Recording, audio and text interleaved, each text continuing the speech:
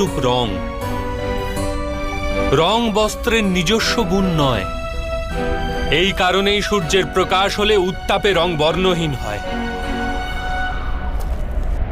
যে ব্যক্তি অমূল্য জ্ঞানের মূল্য জেনে জ্ঞান প্রাপ্তি করে সে উত্তম হয়ে ওঠে।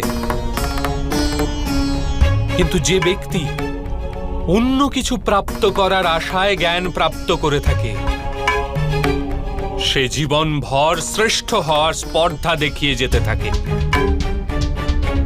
কিন্তু সে উত্তম হতে পারে না।